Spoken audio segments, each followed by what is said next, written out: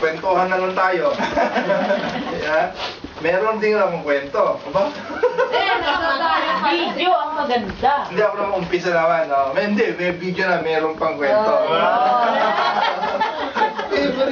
Favorite. Yung video ay Mimi, yung kwento kay Ami.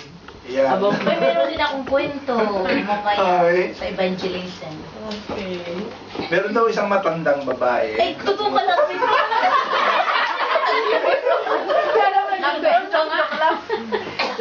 Pagkatapos papasok sa simbahan, agad siyang pumunta doon sa harap, doon sa uupo. Eh nakita siya ng isang nandoon. Sabi niya, naku, wag po kayong uupo dyan, sabi gano'n. Dahil kasi kapag yung nasa harap kayo at magsisermon po yung pastor namin, aantokin kayo dahil kasi nakakaboring magsermon yung pastor namin. Tapos sabi ng matanda, kilala mo ba ako? Eh, hindi po, sabi ng lalaki. Eh, ako lang naman yung tatay ng pastor. Alala! Tapos agad naman yung lalaki, sabi niya, sabi niya, eh ako mo ba kilala ninyo? Hindi, sabi ng matanda, ay mabuti nila, salamat po. Kids sila, yan, okay. Okay ba yun, Ami? Naintindihan mo? Anito ba si Ami? Ginigising lang natin siya. Okay. So, ang ating pong tatalakayin ngayon ay pagpapatuloy po natin yung ating inumpisahan na siyang mensahe na sabi ko nga po ay napakahalagang mensahe na dapat nating i-expound, no?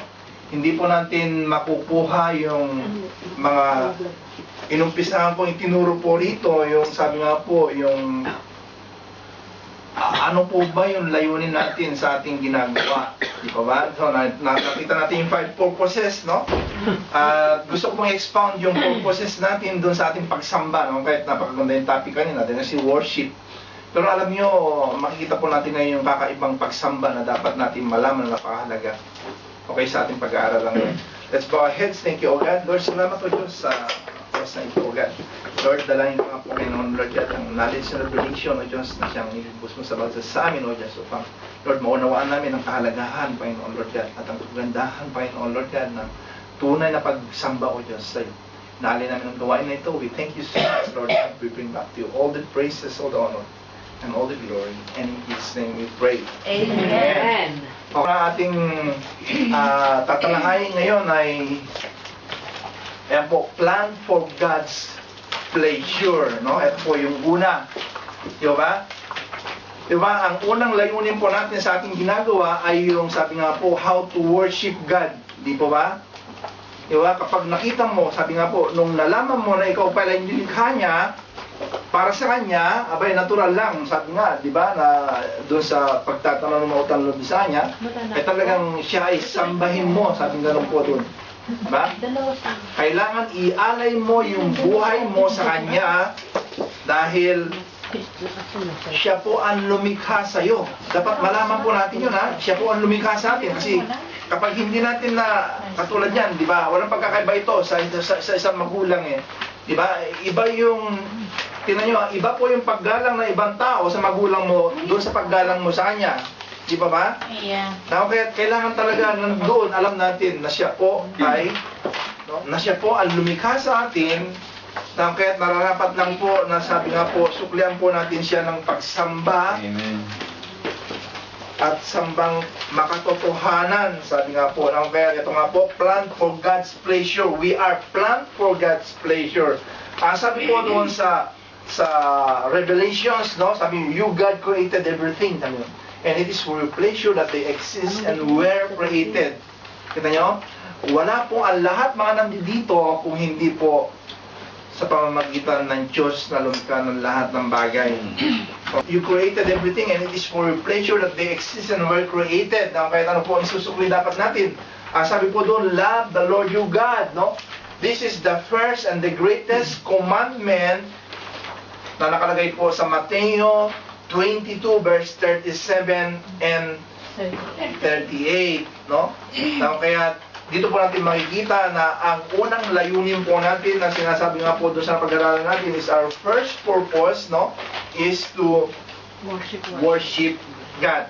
Kaya nga lang po, paano ba natin siya sambahin? Natin na sinabi ko si John 4:23, 22, 24, that we must worship God in spirit and in truth. At hindi lang po pala yun ang dapat na pagsamba natin sa Kanya, sapagkat malalaman po natin ngayon kung paano natin siya sasambahin, no?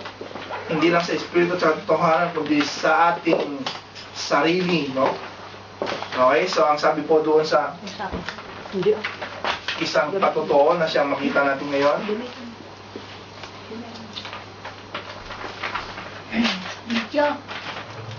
I did drugs and wind up in prison for 15 years. Ilaw, please.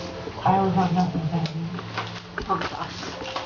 When Rick was in prison, I stayed out on the streets, and it was just totally scary. And I wanted out. I knew how to go into prison, but I didn't know how to stay out of prison. So I asked God. He gave me that answer and opportunity. We wound up at the hotel, and that's when I got hooked up with the church and heard the Bible studies and stuff going on out there, and I liked what they were saying. And that's when I accepted Christ as my Savior. amen. And that's when my life changed. I believe that God had sent us there for a reason. He had this all planned even before I got out of prison, that this is where I was going to be. I did a lot of suffering when I was on drugs. I lost a lot of things. I experienced things that just people shouldn't have to experience. Those experiences helped me to understand what a lot of people are going through. They're just people that have lost their ways and that need help to come back.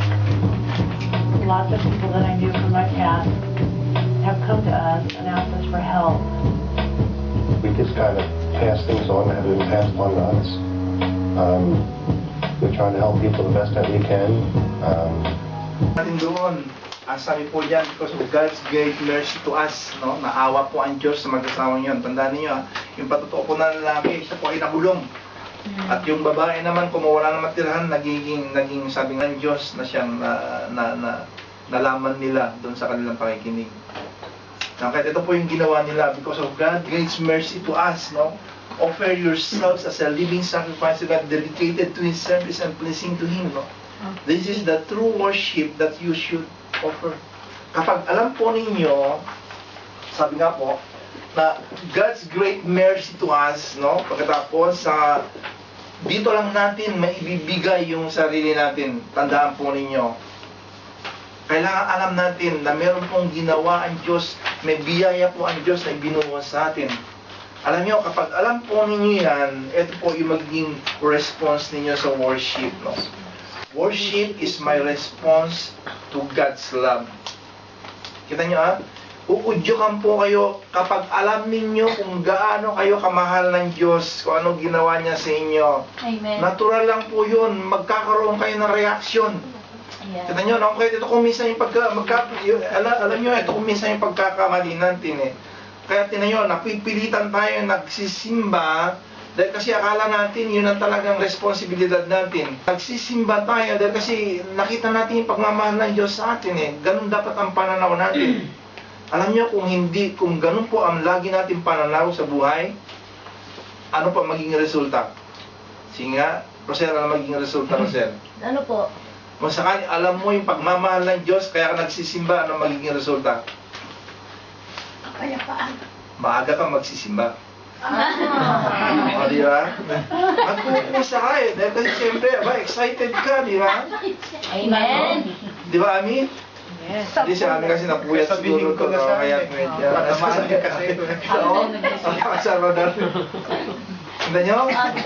Alam nyo, ito yung napaka-importante at dapat pag-ubulay-bulayin natin tuwing umaga. Huwag yung sarili natin. Kapag nakatutok tayo sa sarili natin, naku, mamaya na. Di ba? Pero kapag nakatutok tayo sa Diyos at alam natin, naghihintay, ikaw pa naman, presidente ka. Okay? At hinayaan nung isang tao na pinaghintay ka anong gagawin mo sa kanya, di ba? Isnabin mo na siya. Alam nyo, ganun po ako minsan yan. Dapat makita tira siya natin sa Diyos. Kapag yung tayo po kasi ang nag-iisip nung gagawin natin, alam nyo, napipilitan lang tayo. At alam po ninyo, ang tao, talagang likas sa kanya yan. Pero kung meron kang pinaglalaanan dun sa ginagawa mo at lalong-lalo na napatibok niya yung puso mo, Ayan. nakita mo? Ay, wala. Agad na patutugtugin mo yung pinapakinggan mong Bible, di ba? Habang naglilinis ka, di ba? Kaya ba? Ano? Kaya ito dapat natin malaman eh. Okay, offer yourself sa aming ganon. Bakit mo ino-offer? Because of God's great mercy to us. Habag ng Diyos. Sa totoo lang, yung araw-araw lang, yung pagkagising natin, ang mercy ng Diyos, di po ba? Kung wala kayang hangin, kita nyo? Kung wala kayang kape sa umaga, di ba? Wala yung pati kape, di ba? Juice. Mercy po ng Diyos yan. Hindi makukumpleto ang araw mo. Kaya, response mo eh, di ba? Worship is a response, sabing ganun. Pagkatapos ito lang, worship is also giving back to God. Kita nyo? Hindi pa lang yung nag-response sa ano, hindi talagang ibinigay mo yung sarili mo. Kasi yun ang magiging segundang gagawin mo eh. Diba? Kikilos na eh. And then you must give back to God, sabing ganun. So, worship is my response to God's love, no? And then, worship is giving back to God, no? Pagkatapos, alam nyo, ito po ang problema. Maski man ang Diyos po ang lumikha sa atin, di ba? Ba talagang, titignan natin, napakayaman na talaga ang Diyos. Lahat sa Kanya eh. Pero alam nyo ba, merong siyang kakulangan. Okay? Meron siyang kakulangan na tayo lang ang makapagbibigay. Okay, nalikha niya lahat, di ba? Pero alam nyo, meron pa rin siyang pangangailangan. Na alam nyo, tayo lang po makapagbigay. At ano po yun? Ang sabi po dyan, no? Love the Lord your God with all your heart and all your soul, all your mind, and all your strength. Ano po, ibig sabihin nito? Sabi po dyan, no? God wants me to love Him. Okay? Pero sa papaano pong paraan na siyang, sabi nga po, may pakita natin yung pag-ibig natin sa Kanya. Para at least mapupunta tayo mamaya. Ano ba yung pangangailangan niya na dapat kong maibigay na hindi niya magagawa? Sa totoo lang, hindi niya po magagawa yon kung hindi po tayo ang magbibigay. So, yung pamaraan ng pag-ibig natin sa Kanya, sabi nga nun, okay, you must love Him with your mind. Ang sabi po dyan, di ba? Okay, sa papaanong paraan po ito? Ang sabi niya, love Him thoughtfully. Okay, ano po yung thoughtfully? Ano po yung Tagalog ng thoughtfully? Tapatan. Ayan, katapatan, yan, di ba? Di ba, kapag tapat ka sa isang tao, di ba, hindi mo siya i-Indianin. Di ba ganun yun? At ano pa? Hindi mo siya paghihintayin. Di ba? Nakakasagot si Sister Gina kasi maaga siya kanina. Alas 10 nandito sa M-punto. M-punto nandito. Di ba? So, in order to love Him with your mind, sabi nga nun, you must be thoughtful in loving Him. Pagkatapos, sabi nga, love Him with my heart and soul, sa papaanong paraan. Okay, yan. Passionately. Passion, di ba? Passion of Christ. Ano ibig sabihin ng passionately? Sige nga. Ano ang ibig sabihin? Natanong ko na si Rosel, si Ami naman ngayon. Si Mimi naman ngayon. Mimi, ano ba yun? Ano ba yung passionately? Passionately. Ano ba yung Tagalog doon? Marudog, di ba? Naku, Lalim naman na. Lalim na Para naman. sa passion eh. Pwede po Bisaya. Bisaya na Kasi Bisaya. gano'n yung Bisaya. Kinailaw mo sa imong kasing-kasing. Kasing-kasing. Yung pang-asin, kasing-kasing, yung ano ba Hindi yun? na malalim yung, hindi mahiwaga. Buong puso. Ilocano po, Ilocano po, Sige, Ilocano. Sa Hindi po Ilocano. kayo, ano pong Ilocano? Hindi, si Flor na lang. Wala nga, Ano yung passionately? Yung parang walang pag-aninlangan. Ilocano daw. Yung buong buo. Kasi yung passion eh, binigay mo lahat eh, di ba? Kasi ba, Kay ang passion malalaman, niya, kailalaman nga sa imong Itura ng iyong puso. Yan na, yan. Panagayat nga awan ti Ingana. Ayan. Nakita niyo? Kompleto Bisaya. Panagayat. na Walang hanggan. walang hanggan. Kita nyo? Panagayan kawan hanggan. Sa kaikuran ng iyong puso. Kasing-kasing. Ang ganap naman. Okay, so ang opposite doon, yung mababaw na pag-ibig. Di ba ba? Kaya kung mababaw ang pag-ibig mo, abay talagang kaliwali, sasabihin mo doon sa ibig. Kaliwali. Sige, pahala ka na dyan. Di ba? Kaliwali. Pero kung mahal mo siya, ay talagang sa akin na, di ba? Okay? So, passionately, di ba? Then, pagkatapos yung pangatlo po, ang sabi niya, loving with strength and ability. Okay? Ito po yung physical na pagpapakita natin. Nakakita ang tawag po doon, it's a practically, no? Love Him practically. So, tatlong bagay po yung makikita natin dyan. Love Him thoughtfully, love Him passionately, and love Him practically. Dito po hinango ito doon sa verse ng Mark chapter 12, no? Love the Lord your God with all your heart and all your soul, all your mind and all your strength. Yan. Po tayo doon sa kakulangan ng Diyos kung hindi po tayo magpapagamit sa Kanya. Ano ba yung kulang sa Diyos? No? Nalikha niya lahat, nasa Kanya na lahat. Pero alam nyo, meron siya kulang dahil ang sabi po dyan, even though God created the universe, no? There are other things that He does not have unless you give it to Him. Tatlong bagay. Talagang kailangan na kailangan niya. Alam nyo, i-expound natin ito. Talagang makikita natin ang kahalagahan natin kung bakit tayo nilikha niya. Okay, number one. Okay, ano yung pagkukulang, no? Ano ba yung kakulangan niya na dapat na sabi nga po, mapupunuan natin. Okay, number one po, okay, He doesn't have your attention. Di ba ba? Totoo yan, di ba ba? Abay, kung attentive po tayo, kaya talaga alas 9 na, nandito na tayo, sa totoo lang. Kung attentive tayo, di ba ba? Pagka-dressing natin sa umaga, ano gagawin natin? Quiet time. Ngayon, attentive tayo sa presensya niya eh. Pag-usap sa kanya. Kita nyo? Kung attentive tayo, di ba? Kapag meron nagsasalita rito, kapag sinasalita ang salita ng Diyos, sabay talagang medyo... Silensyo. Walang kain-kain. Okay, kita nyo? Okay? Natamaan. Attentive, di ba?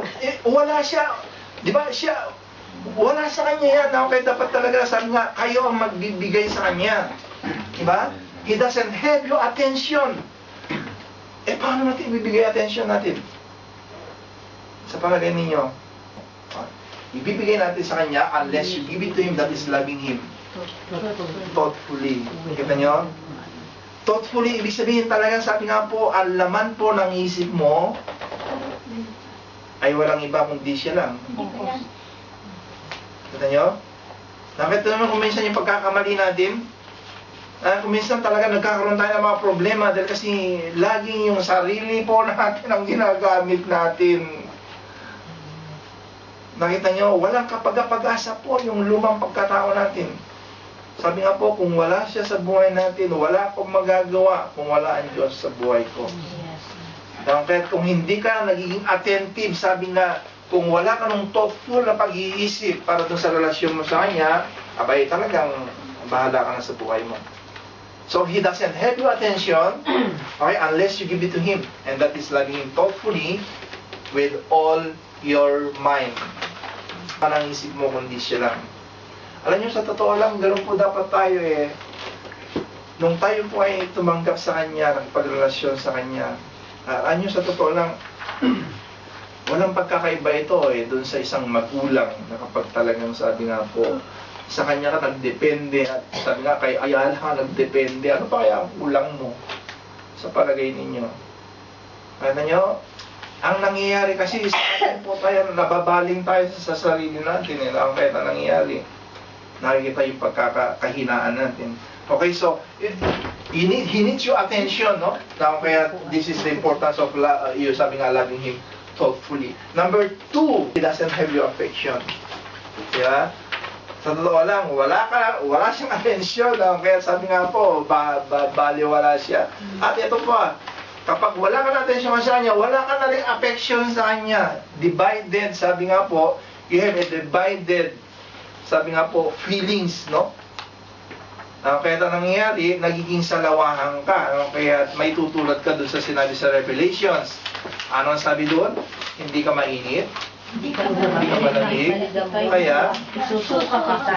isusuka kita. Nakita nyo? Ang gusto kasi ng Diyos talagang sa Kanya ka mainit ka sa Kanya. Huwag kang nasa gitna. Pero kung minsan gusto rin niya yung malamig ka para at least siya gagawa ng paraan para painitin ka. Naintindihan po ba ninyo? Na kahit kung sakaling nagkakaroon kayo ng malamig na pagkakataon, talagang natural yan. Tao tayo Kaya lang, dapat maging makatotoo tayo sa Kanya. Kaysa yung doon na, sige, nasa gitna ka, abay talagang, sabi nga, susuka ka. Tignan nyo? Kaya ito yung wala sa Kanya. He doesn't have your affection. Okay, anong remedyo dyan, no? Unless you give it to Him in loving Him, yan na yung passionately with all your heart. Tignan nyo? Ang affection manggagaling po sa puso na kaya sabi nga, kung hindi mo ibibigay sa Kanya, passionate your heart, okay, ay hindi mo may papakita yung affection na kailangan niya. 3. Sabi nga po, He doesn't have your ability. Ito na po yun. Ito yung kahalagahan po nung ginagawa natin yung abilidad natin. Alam nyo, ang sabi po nila, ang Diyos makapangyarihan, ang Diyos walang imposible sa Kanya, ang Diyos nagbibigay ng kapayapaan, di ba? Ang Diyos nagbibigay ng kalakasan sa bawat isa sa atin. Pero kung wala po siyang gagamitin na katulad po ninyo, makikita ba ang kapangyarihan ng Diyos? No. Nakita nyo? So, kailangan niya abilidad, di ba? Kailangan niya ang abilidad natin. Di ba? Sabi nga po, ang magandang balita, paano nila malalaman ang magandang balita? Kung hindi mo gagamitin yung abilidad mo na magsasabi sa kanila. Okay? Paano nila makikita yung Diyos is merciful, maawain Diyos kung hindi ka nagpakita ng awa sa kapwa mo? Ito po yung sinasabi dito 3 bagay yung wala siya. Na ikaw lang nakapagbibigay. Nakita niyo yung kahalagahan mo sa Diyos? Nakita ba ninyo? Napakahalaga po natin sa Diyos. Itong 3 bagay na ito, hindi niya nagagawa kung hindi ka magpapagamit sa Kanya. Okay, so yung ability, sabi ganun, unless you give it to Him, that is loving Him practically with all your strength, sabi nga yan, ability. Okay, dito na papapasok yung gift natin, yung shape na siyang pinag-aralan natin. Binigyan po tayo lahat ng abilidad at ang layunin po noon ay hindi para sa iyo. Tandaan po ninyo kundi para sa Kanya. Okay? Makikita po yung sabi nga po yung gusto niyang mangyari sa buhay ng bawat isa kung ikaw ay magpapagamit sa pamamagitan ng abilidad mo. Kaya dito po yung 3 kailangan niya na dapat po na sabi nga po ibigay natin. Alam nyo, ito po makikita natin doon sa isang patotoo. Wala si MC. Kung paano niya ibinigay, no? Yung abilidad niya.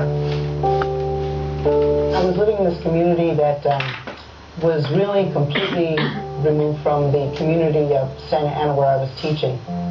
I felt like when I went home, I was just in a completely different environment.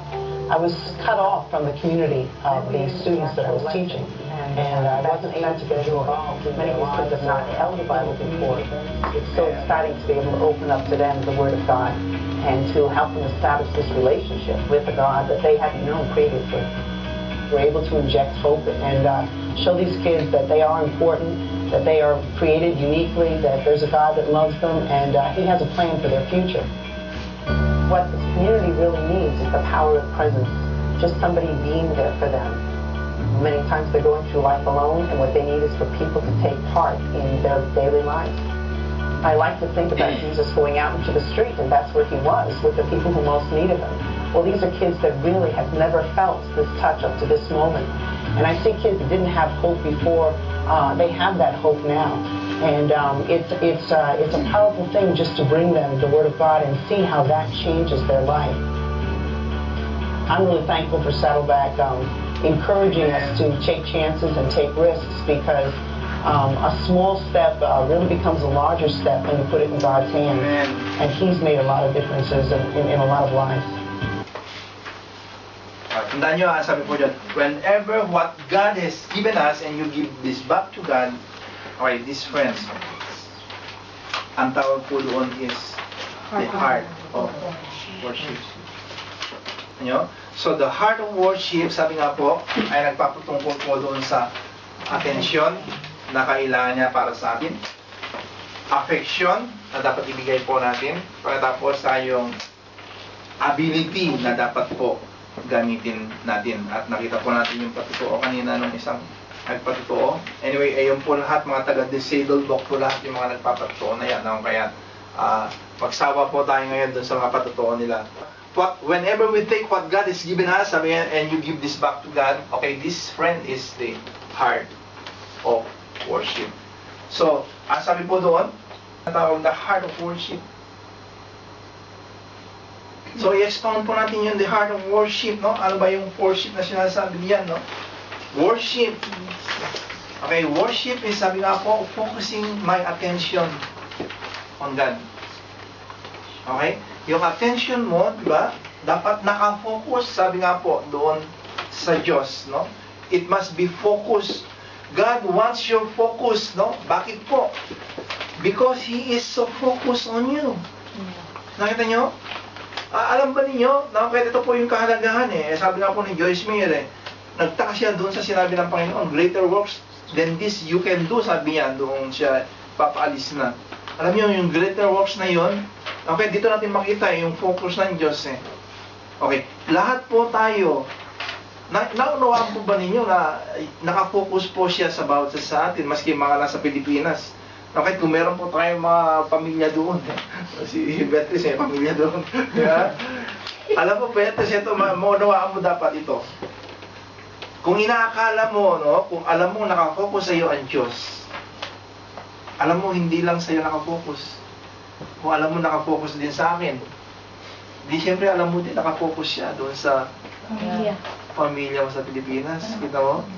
Nakita nyo? Saan natin makikita yan? Okay, ang sabi po doon you have looked deep into my heart, Lord, ang sabi niyan. And you know all about me. Kita nyo? You know when I'm resting or when I am working now, kahit kaya mga nagtatrabaho, yan, listado kayo. Kita nyo? Kita nyo, no? Kahit kung nagtatrabaho kayo, huwag yung first do I begin, kundi, Lord, let us begin. Yeah? Dahil sabi niya di ba? You know when I'm resting or when I'm working. You notice everything I do and everywhere I go. Kita niyo, wala po tayong mainilihim sa Kanya. Ganyan po siya, ganyan ang pagmamahal niya sa atin. Wala tayong milalangad, di ba? Sabi nga po, He is so focused on us na kaya dapat magiging focus din tayo sa Kanya. At hindi lang yan, He wants our attention, no? Sabi po doon, focusing on yourself, ayan po, ayan, is the opposite of focusing on God. Anyone completely absorbed in self, kita nyo ignores God and ends up thinking more about self than God. Ito ang katotohanan na dapat po natin malaman. Ito ang katotohanan na siyang laging nangyayari po sa atin. Alam nyo, hindi sana tayo nakakaranas ng mga ganitong klaseng problema kung pinagkatiwala natin sa Kanya. Kita nyo, kapag tayo po nangun sa sarili natin, ang pananaw natin sa problema, sinisisi natin sa sarili natin. Bakit ko ba nagawa yun? Di ba ba? Ngayon, kung sakaling ipinokus mo sa Kanya yung pag-iisip mo at kumuha ka ng para sa Kanya, kung nagka-problema ka man, alam mo, hindi ka magsisisi. Okay, alam natin na kung minsan, binibigyan tayo ng problema, tinuturuan tayo. Okay, ano makita natin doon? Ang resulta no, minamahal tayo, di ba? Okay, nagkakaroon tayo ng problema, dahil kasi hindi tayo dinadala doon, dahil sabi niya, hindi para sa iyo yan. Kita niyo yung pamaraan niya? Okay, dinadala ka sa isang problema, dahil kasi gusto kanya masanay doon Di ba? Nakita niyo yung pananaw natin kung sakaling ang Diyos ang siyang binigyan natin ng focus. Pero kung sarili natin talagang gagantihan mo pa siya. Di ba? Ano sabi na Ami? Sabi na. Paano ba yung Ami? Paano ba yun? Italian. Sa Italian. Di ba? Ganon ang gagawin mo, di ba? Pero ang Diyos hindi ganon. Kapit ka basic yun Kapit basic Sabi lang si Pitaya. Pero tagapagtanggol si Ami. So, ganun po, dapat nakafocus po tayo, no? Kaya nasabi po doon, don't become, sabi nga, so, well adjusted to your culture that you fit into it without even thinking. Ano? Instead, fix your attention on God. Yan po kung bakit dapat nakafocus tayo sa Kanya. Kaya dito natin makikita yung personal worship naman, no? Na ang how to worship Him in your own personal way. Yan. Paano ba natin siya i-worship? Paano natin masusunod yung sinabi nga, makafocus tayo sa Kanya, sabi nga ron. And then, sabi nga po, yung attention natin ay talagang nasa Kanya. Ito po, yun sa how to worship Him in your own personal way. Na kahit kung lagi ko pa yung pinapaalalahanan ay sapagkat ito po yung katotohanan na siyang dapat natin makita ngayon dito. Find, ang sabi dyan, find a quiet place, sabi nga nun, secluded, no? So you will be tempted to role play before God. Just be there as simply and honestly as you can manage. Okay, the focus will shift from it to God and you will begin to sense His grace. Na-experience po ba natin ito? Okay? MC, na-experience mo ito? Ayan, yung sinabi dyan. Find a quiet, secluded place. Hindi lang naman sa maghapon po. Okay, kita nyo? Alam nyo, kung minsan hindi lang po yun sa tuwing umaga yan, ha? Ang secluded place na sinasabi dito kapag siya laman lagi ng isip mo, kita mo, nandoon ka, dalawa lang kayo. Ami, na-experience mo ba ito, Ami? Yes. No? Kahit maski man, sabi nga, bagyo ang dumating, sabi nga, ano ba yung kanta?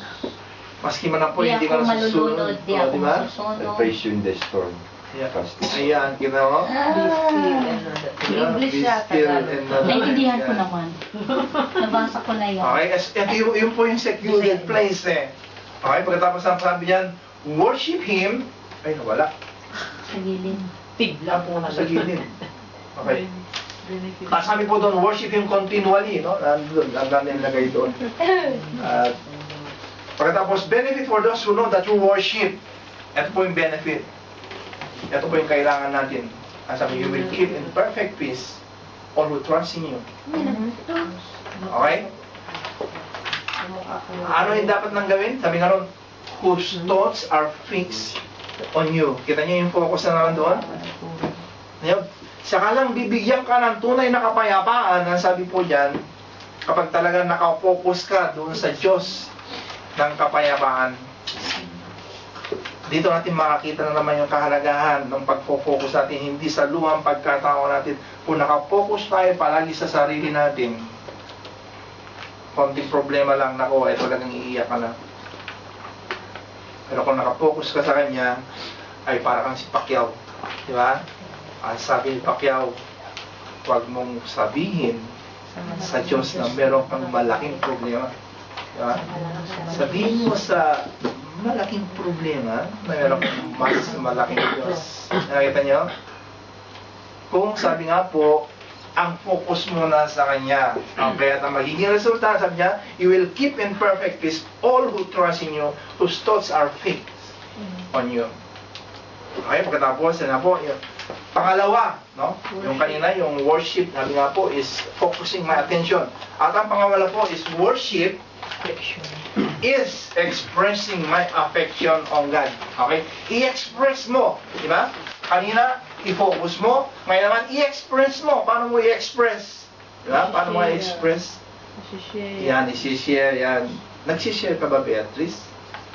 O, nagsishare ka ng prayer. Di ba? Beatrice, ang pag-share, hindi lang naman sa labas, ha? Pati sa loob.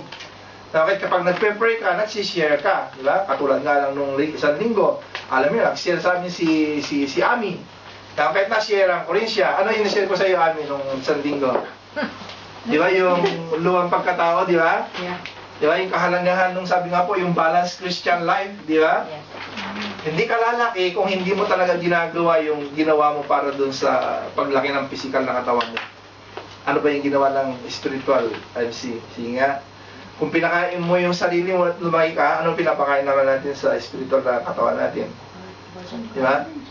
Sabi sa Mateo, hindi lang sa tinapay na bubuhay ang tao, kundi Ay, sa salita rin. sa mga salita na mumutawi. Iyang mga binabasa ninyo. Yes. Kahit lumalaki yung spiritual na katawan ninyo. Okay?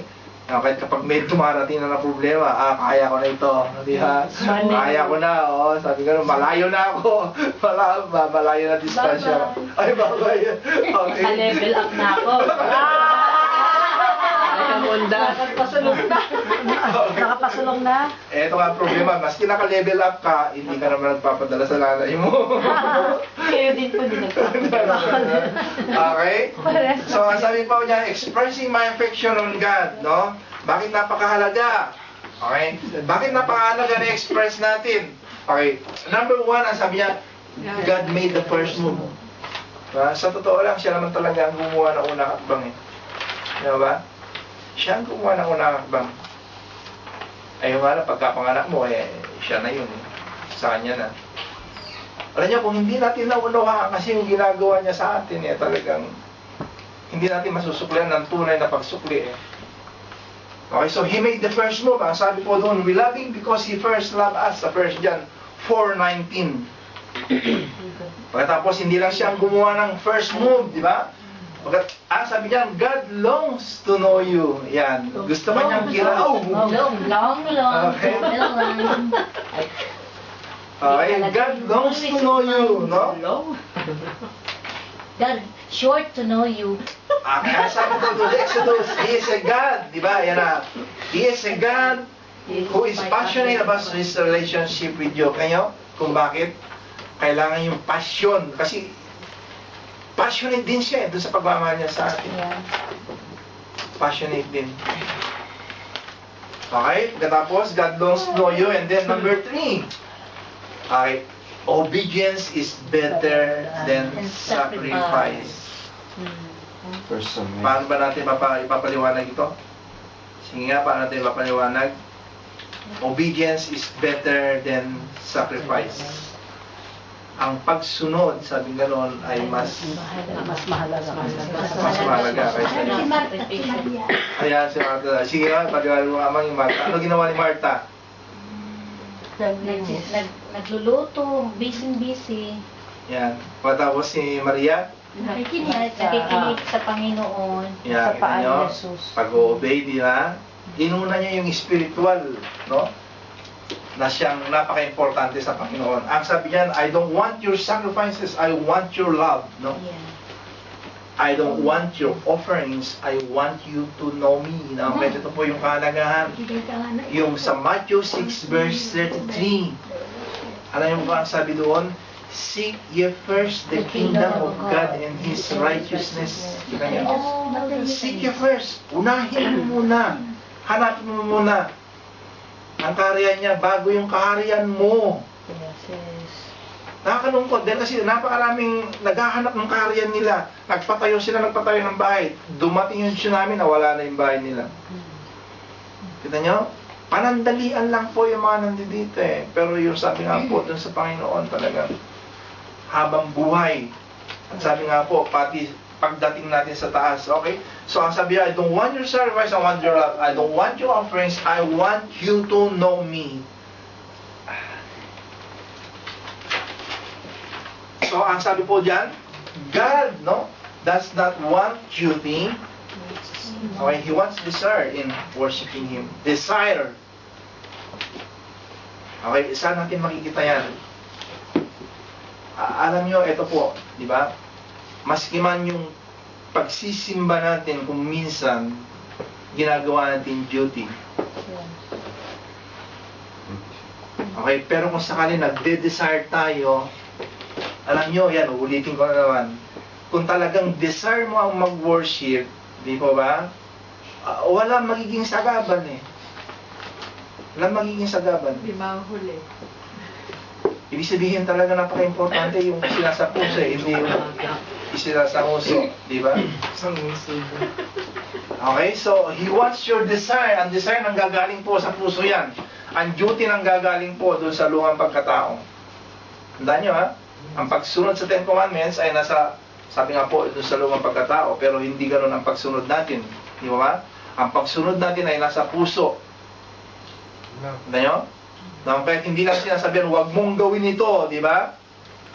Kundi, gawin mo. Kasi meron ka na ng pagkataong ganun eh. Magagawa mo na yon dahil kasi nandoon yung espiritu niya eh.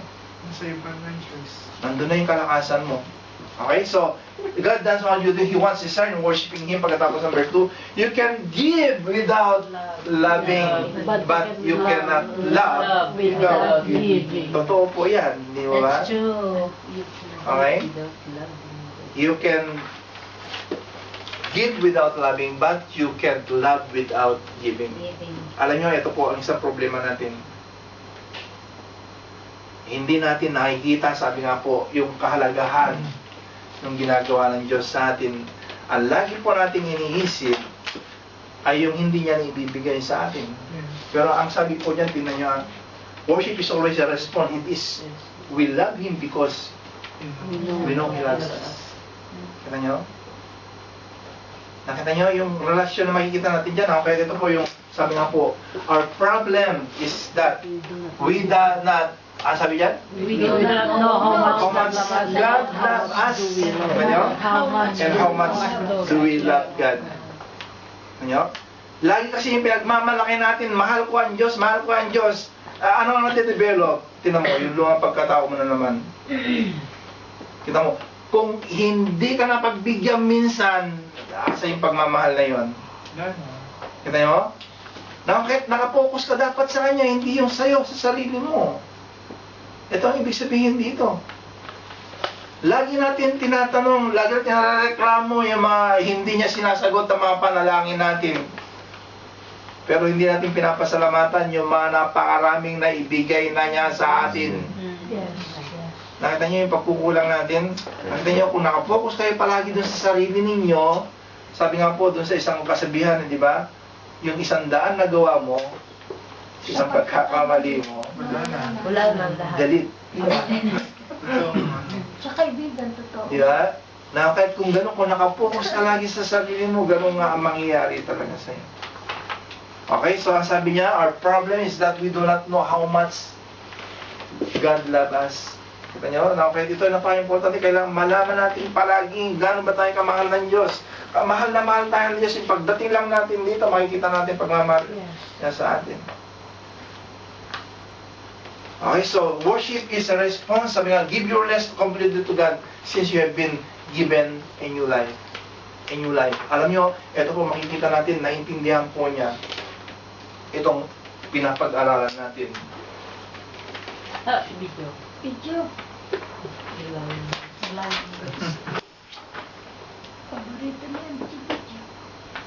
This next year, you're going to have friends who die. You may have family members who die. But you will have people that you know definitely die.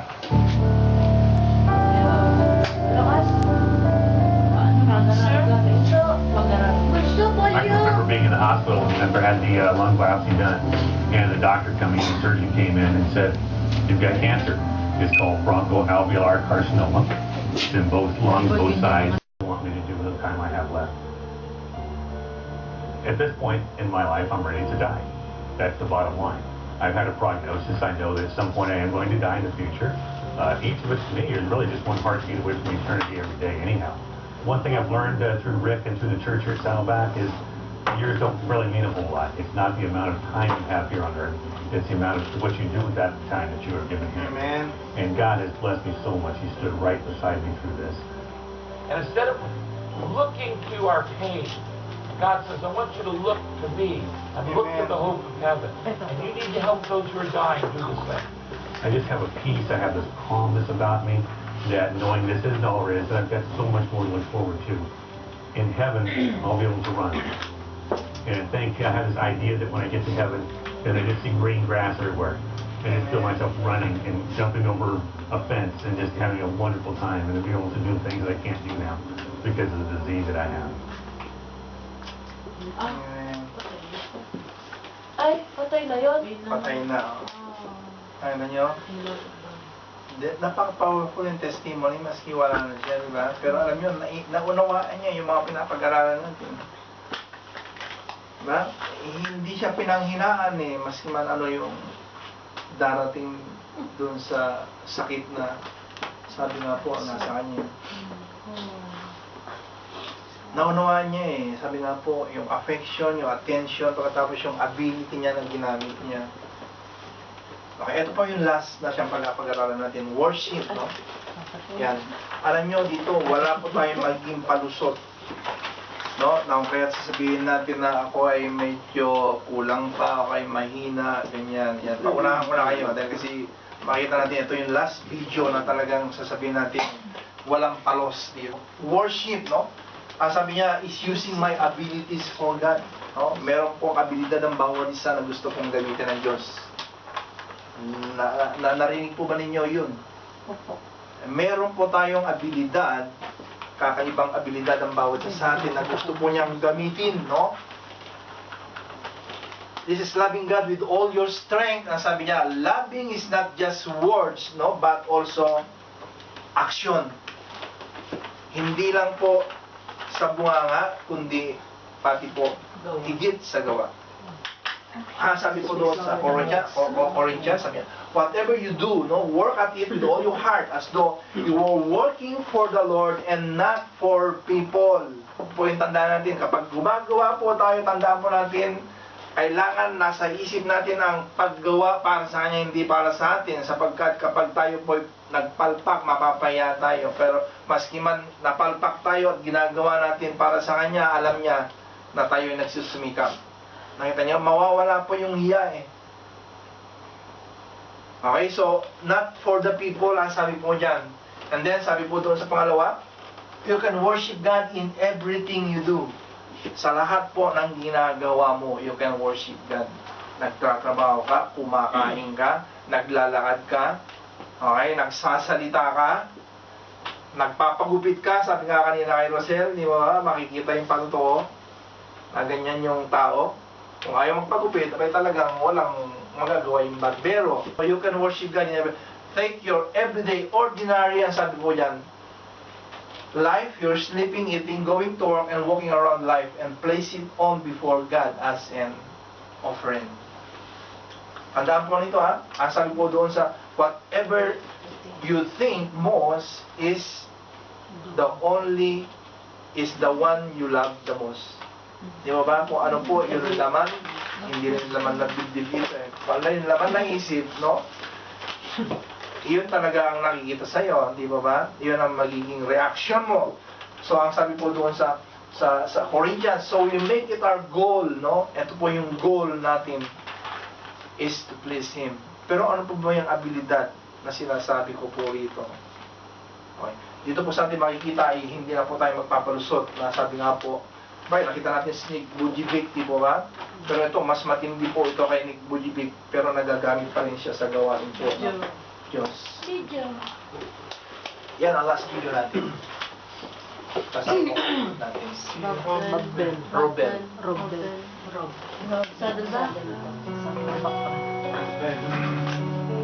My name is Rob Trollope. For the past 5 years, I've been living my life flat on my back. My spine is literally falling apart. If someone were to ask me 20 years ago or 30 years ago where I would be right now, being flat on my back with constant pain is not where I would have put myself. Rob has, I think, maybe 20 different medications. Maybe 50 pills a day. There are days when he literally just laying there in pain. In the past 10 years, I've had 4 major surgeries on my spine. After the major spinal reconstruction that we underwent at the Mayo Clinic, the surgeon came in and sat down and told Chris and I that I was going to be permanently disabled and literally that I had to get used to the fact that I would no longer be able to continue my profession as a physician. Internal medicine pa siya. Rob's not unfamiliar with pain. Internal medicine pa siya. When we were growing up, we were in a car accident.